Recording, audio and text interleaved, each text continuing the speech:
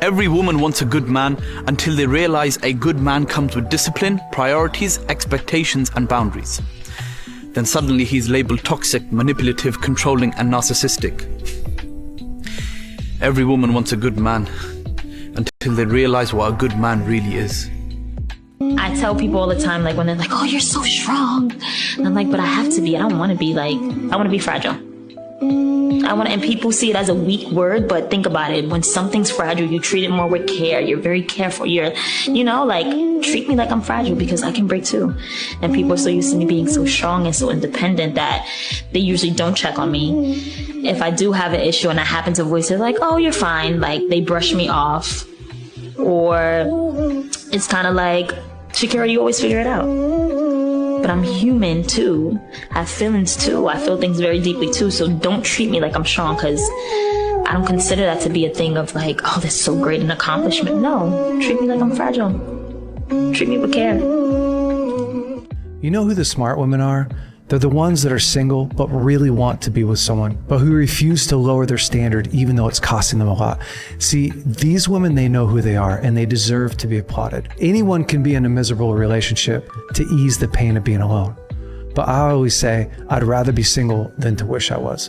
See, ladies, a good man is worth the wait. Until then, you've got my respect.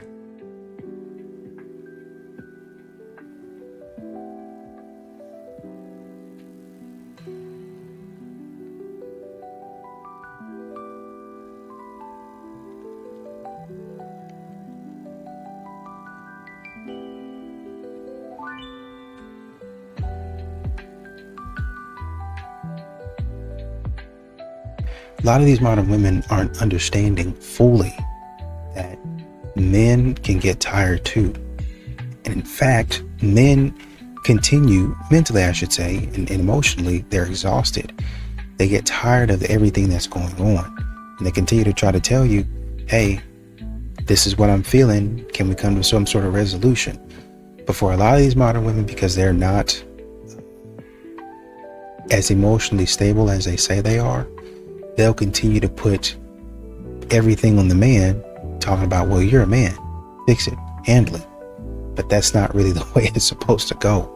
If you want to be a partner, then go ahead and be a partner and help him out with his issues the same way that he helps you out, in the same way that you expect him to help you out with yours. What happens to a woman when we're in conflict, as opposed to us going up quickly and coming right back down. For a woman in conflict, it's a mortal threat, and her body is affected far greater than ours. Cortisol goes up, threat detection chemicals go up, her body goes into a hypervigilant state of fight, fawn, or freeze. It gets stuck in that state for much longer than you and I. For us, it's a couple hours. For women, it can be days. And you probably have felt this before after a conflict, where she's not regulated and not coming back for days. And she's distant and hard to access and doesn't look at you the same way and doesn't feel the same way. And it's not her not loving you. And it's not her not believing in the doctrine. It's not her not believing in the eternity. None of that. It's her nervous system saying you are unsafe. You can't be vulnerable in this situation. You can't be present in this situation. You have to be hyper vigilant and protecting yourself because it's life. What's going on, fellas? Don't forget to like and subscribe to the channel. Leave a comment down below. Let's get back to the video. Men are not people. They actually, from a genetic standpoint, XY chromosome. A Y chromosome is an incomplete X chromosome. It's the reason why men are born with nipples, because we all start as a female template. I believe that we should do more of our medical research on women's brains and women's bodies, because that should be the standard. And how men have just been able to make it seem like society is full of these animalistic creatures that women need to cater to. F you. I'm done with it. Who dumped you, honey? Ooh, somebody got dumped or something, right? I mean, you don't have like this rage-filled psychotic episode unless something happened, right? And we all know as women that, you know, if a relationship goes, I felt like maybe someone cheated on it, something went down, and mama got hurt and mama got mad. And modern women continue to talk about, and this is why really honestly and truly, they come up with a mental load. You know what? Okay, let's be fair. There are in some relationships, the man is not doing what he's supposed to be doing. The man's not carrying his weight. Fair. I got it. He shouldn't be doing it. He should be actually helping, right? But what they do is they put, instead of being like, okay, I'm carrying 90% of the mental load, but my husband is carrying 90% of the physical load. I got the mental load, he's got the physical. She's expecting the man to come in. She says half, but what she actually means is, I actually want you to carry 70, 80% of the mental load and continue to carry your 90% of the mental load. And when men realize that, that's when they started opting out. Let me explain something to you. If a man really values you, he's not going days without talking to you. That's not going to happen. Unless it's something that is completely out of his control. He in the military or something and they on a top secret mission or something that's completely out of his control. But a man who's just waking up and going to sleep every day freely and, moving as he wills, no. If that man values you, he gonna want to know what's going on with you every single day. Even if it's a quick conversation. It ain't gotta be hours on the phone every day. A quick conversation. Hey, I just wanted to check on you, make sure you was cool, man. Make sure you don't need anything. Cool. Hey, I got this going on. I got this meeting. I gotta be here. I gotta be there. But hey, before I get into any of that, I just want to make sure that you're good. Like, that's what real interests look like. So I'm checking it at Zara, and a guy is right behind me, and I'm like, why is he staring at me? And then as I walk away, he's like, excuse me. He's like, I'm super nervous, but can I ask you for your number? Are you single? Naturally, I'm like, no, I'm sorry, I have a boyfriend. I usually just say I have a boyfriend, whatever. And then he's like, that guy is lucky. Guys, I've only been here for 2 weeks and 1 day, and I've already been asked out twice. Well, no, more than twice. I got asked for my number 6 times, and I went on 2 dates. And then this was my 7th time getting asked for my number. I don't know, there's something in the air. I don't know. Maybe they smell that I'm fresh meat. I don't know. Anyway, keep it up, LA. Side note, he was cute, but again, I know when it's right. So I think, what's wild is you have a lot of modern women that will post about wanting a man that plans dates, remembers details, shows up, not ghosting you, showing up consistently, I would say. And a lot of guys do all of that, right? He does all of that. But a lot of times modern women don't acknowledge it. A lot of times you don't thank him. They'll say something silly like that. Oh, well, I expect that's the bare, that's the bare minimum, stuff like that. And 3 to 6 months later, or however long it is, you're looking up and you're talking about, well, he's not chasing me, he's not yearning, he doesn't really like me the same way he used to. He seems like he's not putting forth any effort.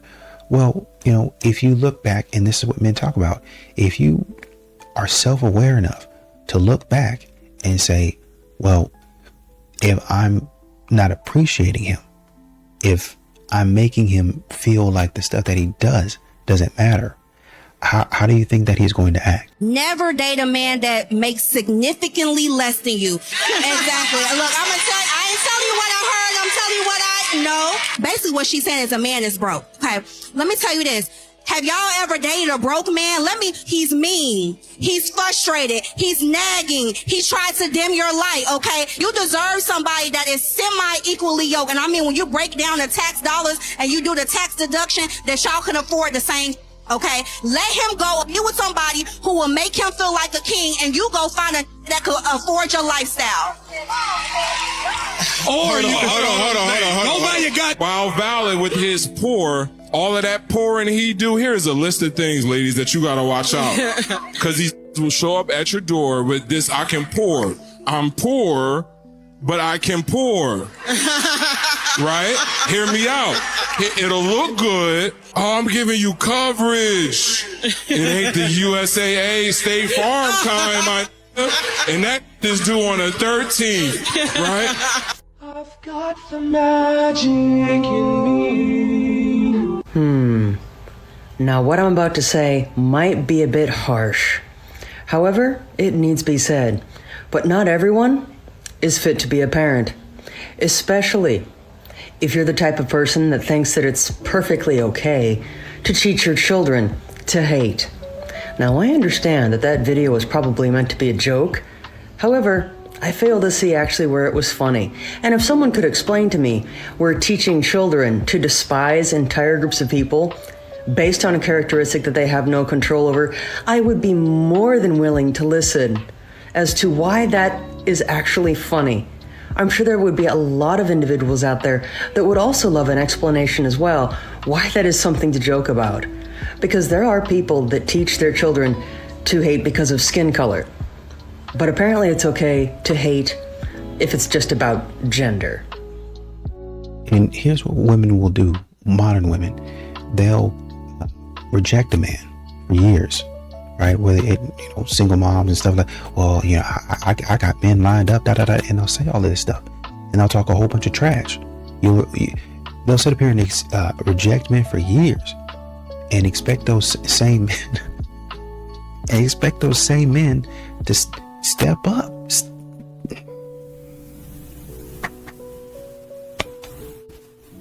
They'll expect those same men to, we need a man to step up and be a stepdad. Without question. Well, do this, go here, do that, right? A man ain't got no word from nobody, but just step up, start taking care of my kids. It don't matter if my kids want to disrespect you in the future. I'm not going to stop it. I'm not going to be on your side. You're always going to be a last priority. But step up. Step up to get abused. Step up to get taken advantage of. Step up to be disrespected. Why?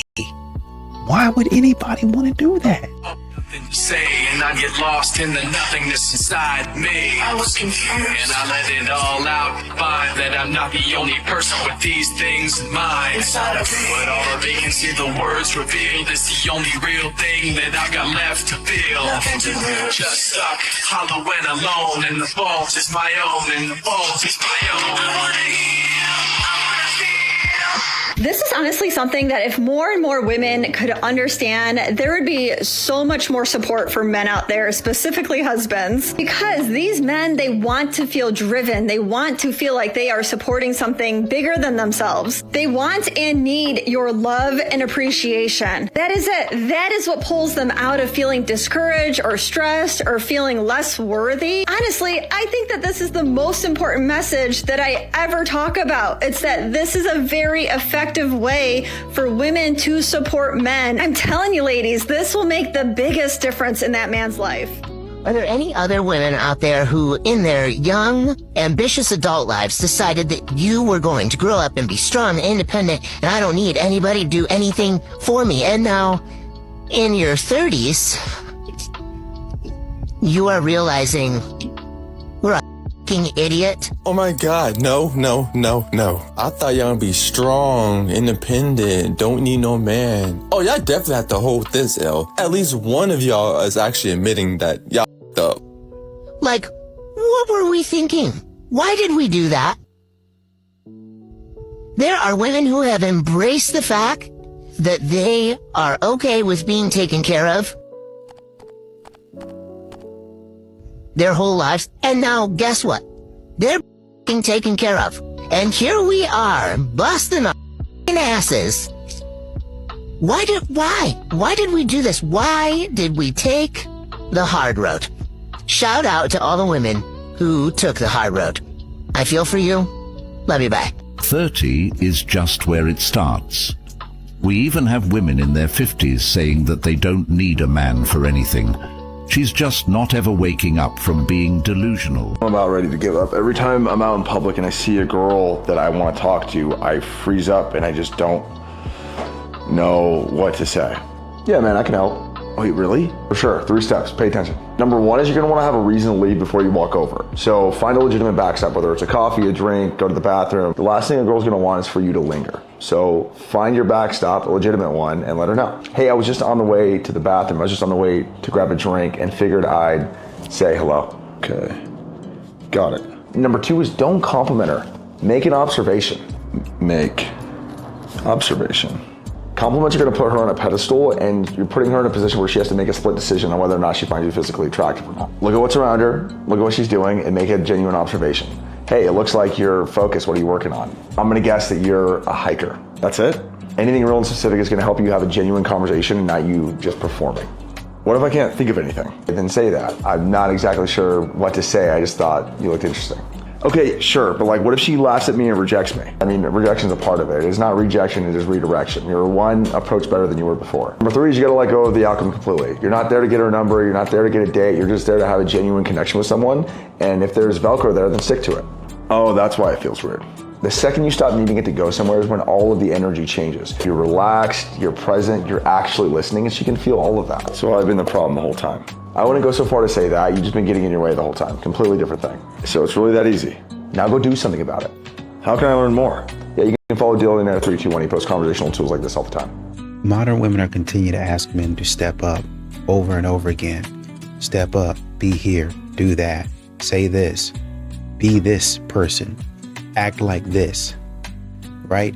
And it's funny because modern women seem to be the only ones in dating that are able to make these types of demands. Well, I want you to be over here. I want you to do this.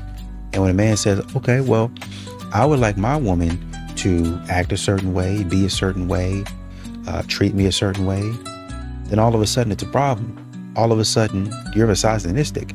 All of a sudden that's the patriarchy speaking up all up in you, running all up and through you.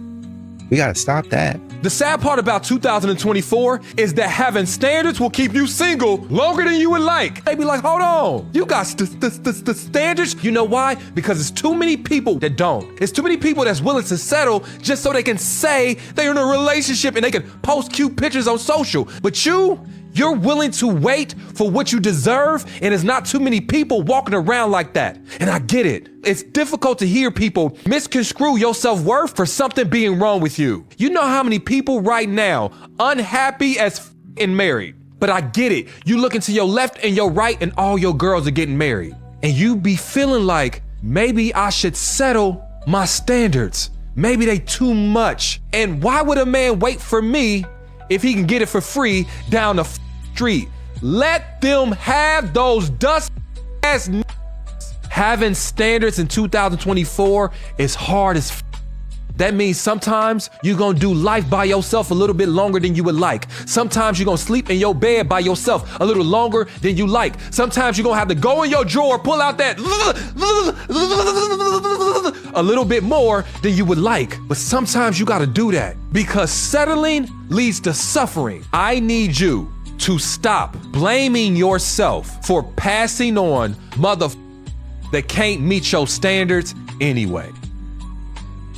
Goes nice and wide for his approach, giving the woman a lot of space so she can feel safe when he actually goes up and starts the approach. Excuse me. Opens ahead of her, giving her space to actually slow down and stop. Hey. She stops, perfect distance, so nice open. You look super cute with the red. Had to say hi to you. Displays intent a little bit too rushed. I wish it was slowed down a little bit more, but not bad. Yeah, what's your name? Goes right into name introduction. Not crazy about that. I'd rather you make observations about what you notice about the girl. Sounds like an Icelandic name or something. It's Latin. Latin name. Are you a New Yorker? I'm actually moving out of New York. No. You're leaving me already? Leaving me already? Not crazy about that. I know he's trying to make it flirty, but it's a little too much too soon in my opinion. Where are you going? It was all right. I can't blame you for that. I've only been there once. And believe it or not, the one time I've been to San Diego, it was actually rainy. Everyone was hyping it up so much, and I'm like, how long you been out here? Good job carrying the conversation at least a little bit, using some personal input, switching topics. But you got the cute New York fashion. What are you going to do in San Diego? Second injection of intent. Girl seems pretty drawn into the conversation, so we're in a good position to have a longer interaction now. Just got to lead and keep the convo going. Comment the word convo down below for the full in-depth breakdown. You know, a lot of these modern women continue to try to mess around with men, right? They have a whole rotation of friends, that they call friends, doing boyfriend tasks. And these guys are nowhere in the picture. You got 3 different guys helping you move. You got men trying to help you fix your car, picking you up from the airport, taking you to the airport, all in the same month, or maybe over time, right? First of all, if you need that many men, to help you out in your life. You're not independent. That's first and foremost. You're just running a staffing agency, but these boys not getting paid, right? Number one. Number two, when you look at it, what about this operation would be appealing to a man who's supposed to be your actual partner? What about it? Why would he like that? Why is this something that he'd be like, oh yeah, you know, she's got a bunch of men that is doing this for her and doing that for her?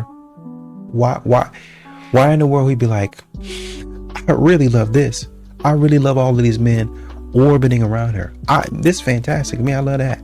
Let's go through my ghosted exit survey. First things first, we have to congratulate them so that we can lure them into a sense of security before we force them to think about their actions and their emotions. Next, we get down to business. What prompted you to ghost me? This is clearly important because it answers the question everyone has after ghosting, which is, did I do something wrong? Why did you do this to me? Next, from 1 to 10, how guilty do you feel about this? Kind of just shows where their heart is and if they really do feel bad, you know? Do they ghost women often? Am I one of 1,000? One of one? Are you normally rude and I just didn't know? Will this survey make you rethink ghosting women in the future? This question is for the greater good. It's for the next woman. It's for making them maybe not choose ghosting next time they start talking to someone. Lastly, I ask to please leave a comment below because you wasted my time. I deserve compensation for the emotional turmoil I was put through by this ghosting, and the least they can do is compliment me so that I don't feel like I made everything up in my head. So those are all the questions in my survey. Feel free to steal this idea and any of the questions I made. Also follow if you want more crazy dating stories and lore, because I have a lot. This is exactly why he lost interest. You didn't say the wrong thing, or text too fast, or get over-invested. That's not it. It's because the idea of you finally caught up to the reality. See, early on, there's a lot of projection. We fill in the blanks and we imagine how it feels, who we could be together, and what being with you might say about our life and our future. Nothing is real yet, and that means that everything is possible. And then you go on a few dates and you get to know each other, and real life and real moments add up. You're quiet together, you're awkward together, you're tired from work, you talk about past relationships. This is where the fantasy begins to meet real life, and sometimes those two are just too far off. This doesn't make him an avoidant or afraid of commitment, and it doesn't mean that you ask too much of him. Things just don't line up, and then he feels less pull and less desire to move the relationship forward. It might feel sudden for you, but for him it's probably been happening in the background for a long time.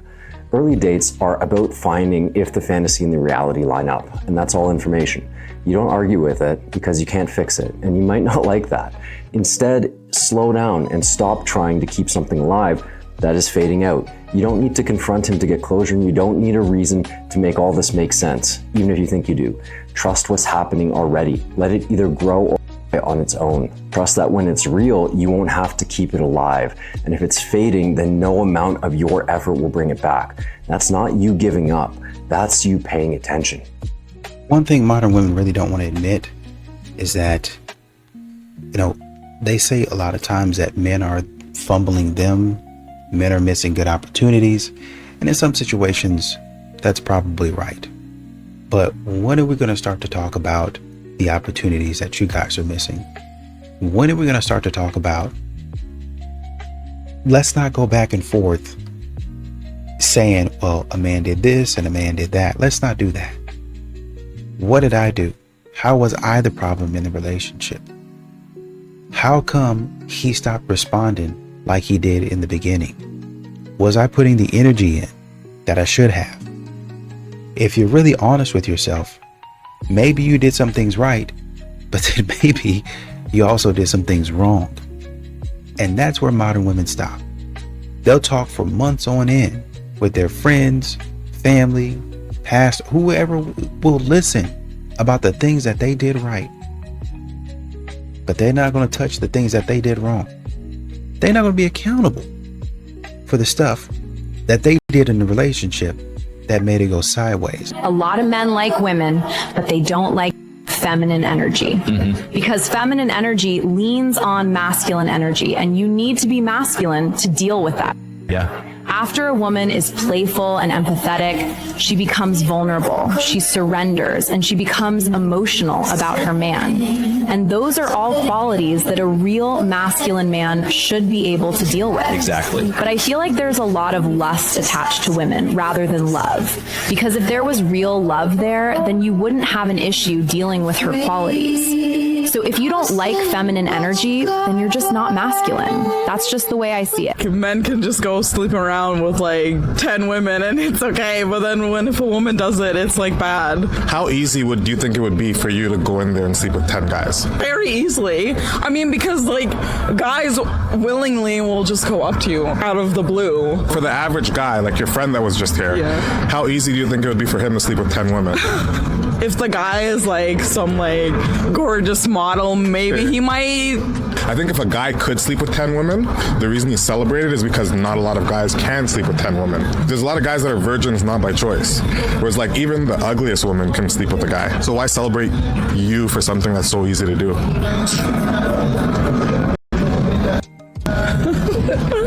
I feel the need to share this with someone, with one of you girlies for sure if you date men. Because if a man steps away, it's not always rejection. It may feel like that to you, but more times than not, you have been a mirror in their life for however long they got to know you for, and it reflected back where he's lacking. It's self-awareness on his part. And sometimes some men don't know how to communicate that.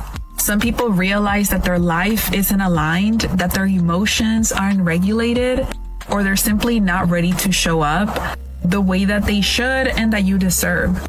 And so instead of pulling you into their mess, they create distance because they know they're not ready for a gem like you. And if as a woman, you're not aware of these things, you may think of it as rejection. You may feel like you're lacking, when in reality, it's not that you're lacking. You were simply a mirror to their life, a reflection that brought awareness to theirs. And honestly, the best thing a man can do when they're not ready for a woman like you is to step away. They're doing you a favor. When a man truly respects the woman that you are and they know they're not up to par, they're not going to drag you through it. And I know that sometimes that hurts because you're like, well, I really like you and I would really like this to work out, or we could really figure it out. But what you're not seeing and what you don't know could be the one thing that saves you. Now, that doesn't mean that you wait. It means that you listen, even if there's no closure, because the distance is closure on its own. Clarity always comes before alignment. Listen to it and move on. I understand why a lot of women are suffering in the dating world, and I promise you it's the dating apps. I promise you it's just a bunch of losers on the dating apps. Okay, because there are a lot of good men out there, and they're not on the dating app. Okay, let me tell you some of my horror stories. Okay, I had one guy tell me that he's looking for a third wife, and he wants these 3 wives to be best friends and to spend all the money on him. I want these 3 girls to support me. What a loser. What a loser. I had one guy tell me he didn't have a kid until the 4th date. By the way, I have a 9-year-old. 9-year-old. Who the fuck's babysitting him? Like, why'd you wait all this time to tell me? Like, you didn't think it was a good idea to tell me before you met me? I don't want to be with you and your 9-year-old kid, bro. I'm good. I don't got kids, right? And then the last one is funny as he told me he was a pharmacist, and then I found him working in Kentucky Fried Chicken. And I was like, what the you said you were a pharmacist. He's like, oh no, I'm pharmacist in Algeria. I ain't going to Algeria. I'm telling you, like, don't go on the dating apps. They're fucking losers. Good men get fumbled too. Nobody talks about that. We talk constantly about how men need to step up, how men need to lead, how we got to be better. And all that's true. But we don't talk enough about men who actually did the work, the men who showed up and provided and protected and communicated and stayed loyal and still got played. Because a lot of women are praying for a good man while holding on to the habits they learned from a toxic one. And when a good man finally shows up, he doesn't feel like peace. He feels like boredom because you're so used to that chaos, that stability now feels like something is wrong. So you start picking fights, testing him, looking for the catch, and eventually you push away the exact thing you prayed for because you didn't do the healing required to keep it. He was consistent. He was present. He loved without a highlight reel. And what you call boring was actually just a man who wasn't performing for you. He was just keeping it real, and real is rare. So he got quiet, got focused, got to work. Because a man who knows his value, he doesn't audition for a second chance with somebody who already had the front row seat and still chose the cheap seats. Now she's comparing everybody to him. Every man she meets gets measured against a standard she didn't appreciate until it was gone. A good man can give you the world, but he can't heal the trauma that makes you rejected. And the most dangerous thing a fumbled good man becomes isn't bitter. It's selective, because now he knows exactly what he brings to the table and exactly what kind of woman deserves a seat at all. So stop asking God for a high value man if you're still operating with a low value mindset. Good men get fumbled every day by women who are ready to be loved like. They say as a man you should always get a high paying job so that you can potentially take care of a family. But you should also make sure you have enough spare time to spend with your spouse so that they don't get lonely. If you're a father, you need to be there for and support your children. But don't try to guide them or structure them or especially discipline them in any way, or you're expected to be masculine in order to be attractive. But you should also get in touch with your sensitive side. But not enough to cry, because that makes you look weak. Women are allowed to hit you, but you should never hit them back. If you even want the chance of having a woman, be prepared to take her out to a fancy dinner in a fancy car and get her flowers and drinks and all of that. But don't expect or ask for anything in return, because then you're pushy. Remember, you have to dote on the girl in every possible way. But in the end, it's her decision as to whether or not all of your time and energy was worth her giving you anything in return. And if she leaves you after a 6-year-long relationship, remember, she's just doing what's best for her. But if you leave her after 6 years, you're a scumbag who obviously never cared. Make sure you're intelligent, or women are going to look down on you. But women are always right, so they're going to look down on you anyway. Plus, if you're really smart, they're going to see you as arrogant. And be confident, because confidence is sexy. But don't be cocky. Sleep with too many women and you're just a man who's afraid of commitment. But don't sleep with enough women and you're less desirable because of your inexperience. Divorcing the nice guy is one of the hardest positions to be in, because nothing looks bad enough. He's not reckless, he's not a monster, he's decent, he works hard, other people like him, and that's exactly why you feel stuck. There's no big blow-up story, no dramatic betrayal, no headline moment you can point to and say, that's why. So when you say that you're unhappy, people look confused and you start questioning yourself. You think, is this enough of a reason? Am I being really ungrateful? Should I just try harder? Because when you're divorcing the nice guy, you feel like you need to justify it. But here's the thing that doesn't get said out loud often enough. You don't need a villain to validate your unhappiness. Compatibility isn't measured by whether somebody is nice. It's measured by whether you feel connected, seen, alive inside the relationship. And when you stay because he's nice, not because you're fulfilled, you slowly start abandoning yourself. And that quiet resentment, that flatness, that emotional loneliness, it matters. You're allowed to want more than not bad. You're allowed to want alignment. You don't need to prove that it was bad. You just need to admit that it wasn't enough.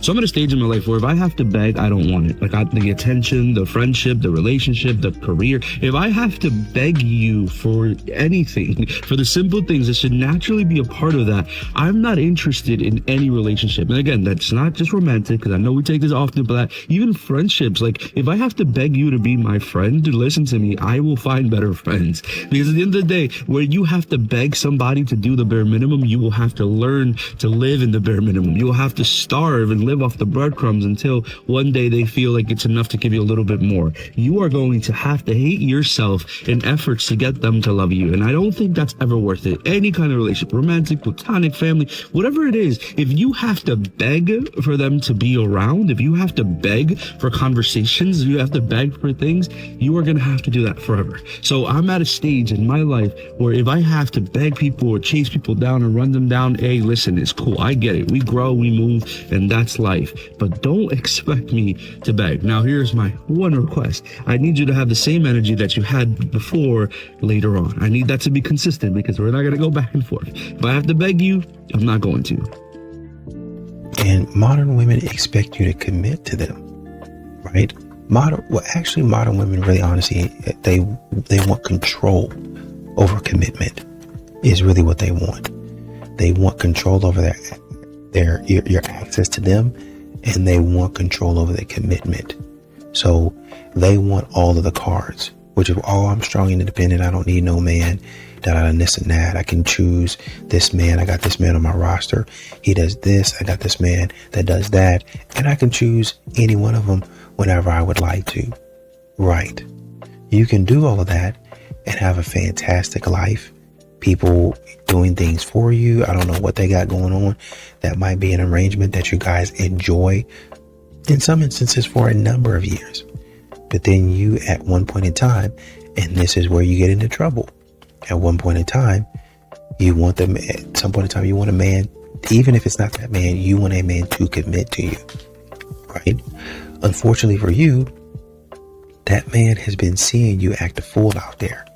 And now you're wondering why this man won't commit to you, why this man won't propose to you, why this man won't marry you.